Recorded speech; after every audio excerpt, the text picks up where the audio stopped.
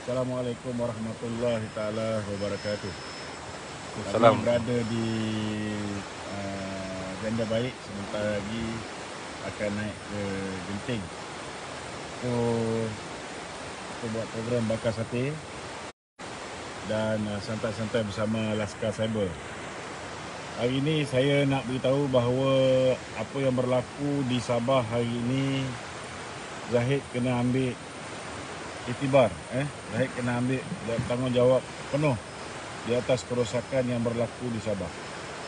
Akibat daripada kegagalan beliau dan tunduk kepada Muhyiddin Yassin, akhirnya BN yang sepatutnya bertanding 73 kursi hanya bertanding 31 kursi. Menang hanya 14 kursi. Maknanya BN memenangi lebih kurang 45% daripada kursi yang ditandingi. PPBM tanding 29 kursi dan menang 10 kursi. Mereka hanya menang lebih kurang 34% daripada kursi yang ditandingi.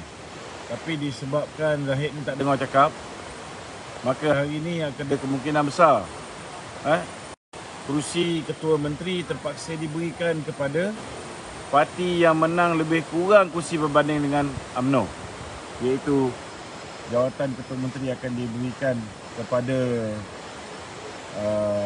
IGG. Saya nak beritahu semua ni berlaku kerana kelemahan Zahid. Pertama, sebab dendam kesumat Zahid Hamidi. Kenapa saya kata dendam kesumat? Kerana akibat daripada tindakan beliau tidak membenarkan 12 orang ketua bahagian yang tidak menyokong beliau, dan antara mereka adalah mereka yang telah membantah perlantikan Bong Mokhtar sebagai pengarah pilihan raya negeri Sabah. Maka ke-12 orang ini telah pun digugurkan daripada senarai calon. Dan di 12 kawasan ni kita lihat calon Barisan Nasional telah tewas. Jadi sewajarnya ketua-ketua bahagian seluruh Malaysia ni kena beringat kenapa benda ni berlaku. Memang betul Zahid bila dia tak suka dengan ketua-ketua bahagian, dia meletakkan calon muda, calon yang dilihat lebih bersih. Tetapi hakikat dan realitinya kena ingat bahawa ketua-ketua UMNO bahagian ni dah buat kerja lebih 2 tahun.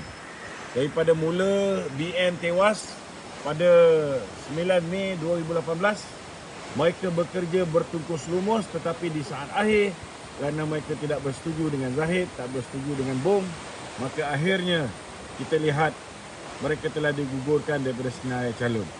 Orang macam Rahman Dahlan sepatutnya bertanding. Orang macam Musa Aman juga telah digugurkan daripada senarai calon, sedangkan beliau pada hakikatnya walaupun anak dia menyertai PPBM, tapi beliau tidak menyertai PPBM.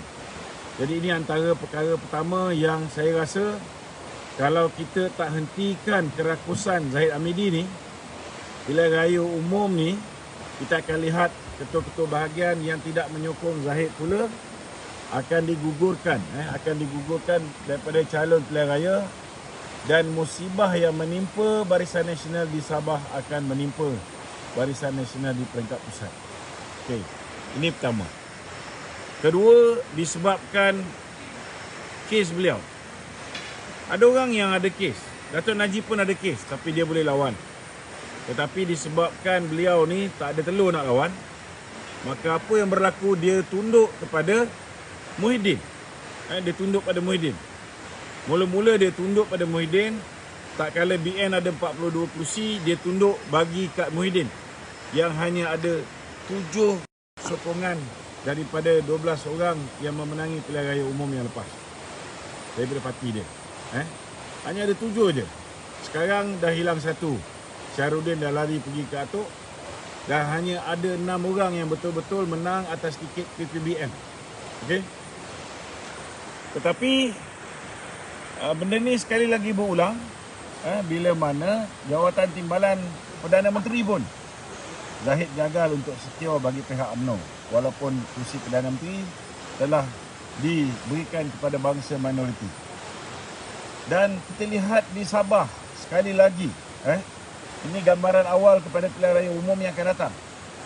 Bila mana Zahid memberikan 29 kursi kepada PPBM untuk bertanding. Tengok apa jadi. Orang yang pergi ke pusat pembuangan undi nak undi Barisan Nasional tak ada. Akhirnya mereka mengambil keputusan untuk mengundi parti yang mirip dengan BN, iaitu Perikatan Nasional. Sepatutnya Zahid ambil peluang ini untuk tunjuk kepada Muhyiddin bahawa parti dia tidak ada grassroots. Parti dia tidak ada sokongan rakyat. Tapi disebabkan BN tidak bertanding di semua 73 kursi, bila BN tak ada, kertas undi itu nak tak nak dia orang pangkah parti yang nampak macam BN, iaitu Perikatan Nasional.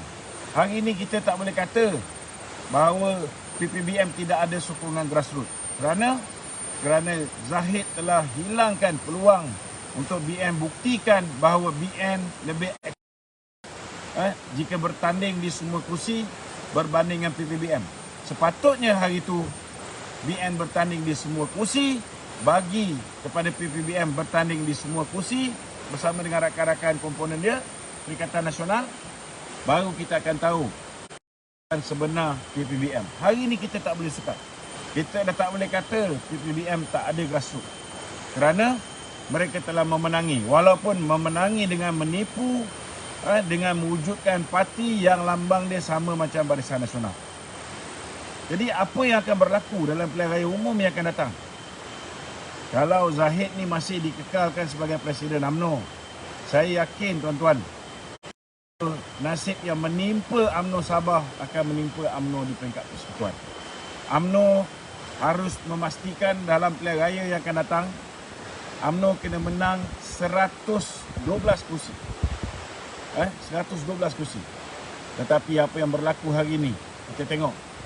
Bila di Sabah mereka telah memberikan, akhirnya terpaksa tunduk. Saya dengar cerita sekarang ni dalam mesyuarat, nampak gayanya mereka akan terpaksa tunduk dengan ugutan Azizi. Azizi ni tuan-tuan, dulu masa dia masih lagi dalam UMNO, dia telah buat benda yang sama yang menyebabkan akhirnya Datuk Seri Panglima Syed Keruak yang baru saja dilantik sebagai Ketua Perhubungan Negeri Sabah, tak sampai sebulan, bila mana Azizi telah mengugut Datuk Zahid meminta jawatan Ketua Perhubungan Negeri Sabah. Disebabkan kelemahan Zahid ni yang tunduk pada ugutan Azizi, maka akhirnya tuan-tuan, kerusi Ketua Perhubungan dapat kepada Azizi. Tetapi akhirnya kita tengok Saleh Syed Keruak kecewa dengan tindakan Zahid. Dan akhirnya yang mengecewakan kita, Azizi menjadi katak yang melompat pergi ke PPBM. Hari ini sekali lagi, walaupun ada 10 kursi, UMNO menang 14 kursi, UMNO menang lebih daripada dia. Sekali lagi tuan-tuan, Zahid lemah. Zahid gagal mempertahankan hak UMNO sebagai Ketua Menteri. Dan hari ini Azizi sekali lagi mengugut. Kalau misalnya tidak diberikan kursi Ketua Menteri kepada beliau, maka beliau akan menyertai warisan untuk membentuk kerajaan negeri. Jadi saya rasa ahli-ahli UMNO seluruh Malaysia ni cukuplah. Ketua-ketua bahagian seluruh Malaysia ni sampai bila nak mendiamkan diri. Saya nak beritahu, yang mana yang tidak menyokong Zahid bakal gugur daripada senarai pilihan raya. Dan saya akan pastikan, kalau misalnya ketua-ketua UMNO bahagian tidak mahu bertindak ke atas Zahid, tidak mahu mendesak supaya beliau mengosongkan kerusi Barisan Nasional ataupun Presiden UMNO itu sendiri, maka jangan salahkan kami kalau kami terpaksa meletakkan aktivis masyarakat untuk bertanding dalam pilihan raya yang akan datang, bagi memastikan kerusi UMNO tidak akan tergadai ke tangan Muhyiddin Yassin dan geng-geng katak dia. Jadi itu saja yang nak saya katakan. Saya ucapkan takziah kepada UMNO Negeri Sabah, dan saya memohon supaya rakan-rakan UMNO seluruh Malaysia bangkitlah sekarang, berhenti jadi lembu kepada Muhyiddin. Assalamualaikum warahmatullahi wabarakatuh.